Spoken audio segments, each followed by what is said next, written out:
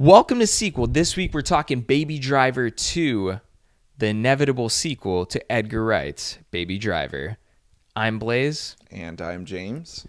And we're going to do something different this week. This is going to make sequeled history. First time ever. I'm revolting. No, we're not doing Baby Driver 2. We're going to tell you why there shouldn't be a Baby Driver 2. I wish you would have told me ahead of time. What's going on?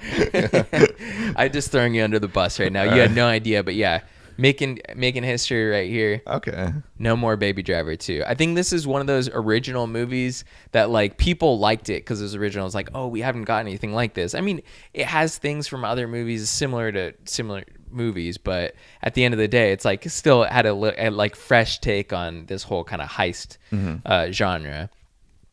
So this is like the first time where I after watching the movie, I was like, I don't feel like it needs a sequel, but everyone was like clamoring, like Sony was like, we're in talks to see if we can do a sequel to Baby Driver.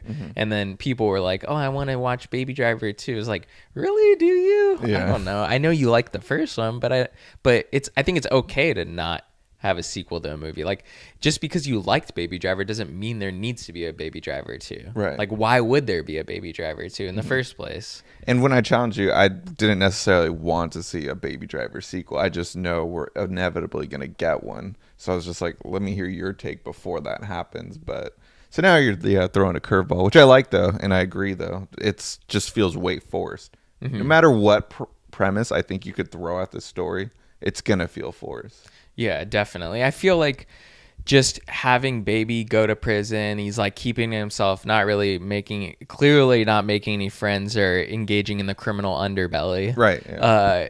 It just seems like, where would his connections be? Most of them that were in the first movie, like Kevin Spacey's character or Jamie Foxx or John Hamm, either went to jail or got killed.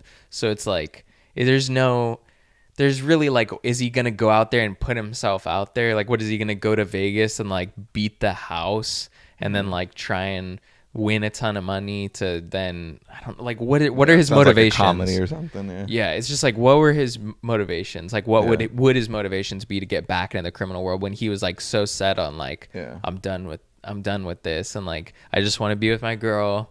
And that's it. Only thing I can think of is just a weird out of nowhere revenge family person from the first one, or just someone kidnaps his girl for whatever reason. But then again, that falls under revenge, and just all that feels way too forced. Yeah, I'm not into it. One of the things also is like the character Baby is like so introverted kind of to himself that he was cool in the confines of this film, but putting him in any other situation or getting him into a situation is really hard for me to believe because like, he basically is just like you find him in the situation that is the film. Like, it's not like, I can't even see him trying to get into another situation because he's such an introvert, and so like, right, he's just in his head, you know. Keeps himself, yeah, he keeps himself. I can't see him like going out trying to like, coerce another heist or something. Right.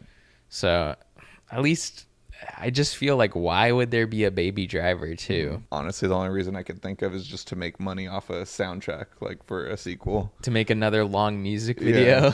Because you know what? I remember Guardians of the Galaxy and Stranger Things, like the soundtrack were the big things, the soundtrack and the score. But we had to wait forever for the vinyl. But for these sequels, they were just like, no, we're putting out the vinyl like right away. So like they were probably like preparing ahead of time. Like, we need to start getting the vinyl prepared. Like, have 3 different colored editions, one exclusive to Urban Outfitters, one exclusive to Hot Topic, and all this crazy shit. I never thought about that. Yeah, yeah, that's definitely would be one of the reasons that they would make it, is like just to sell records. But yeah, I'm like, Baby Driver 2, is it really necessary?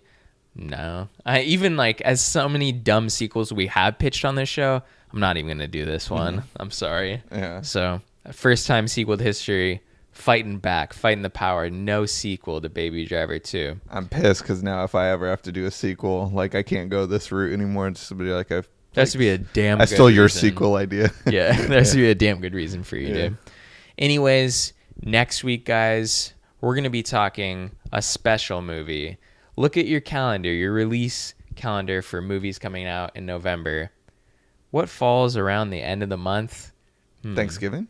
Yeah, besides the holiday, yeah. What movie is coming out next week? So you're doing It's The Disaster Artist. That's Oh, okay, coming out next gotcha. week. But anyways, you're going to be doing the sequel to the movie that The Disaster Artist is based on, The Room. If you haven't checked out The Room, don't go see The Disaster Artist without seeing The Room. It's like not knowing an inside joke and then being in an inside joke. Yeah, well, I'm looking forward to doing this. I can't wait for The Disaster Artist, and The Room obviously does need a sequel. How am I going to bring it back? We'll find out next week. See you guys then.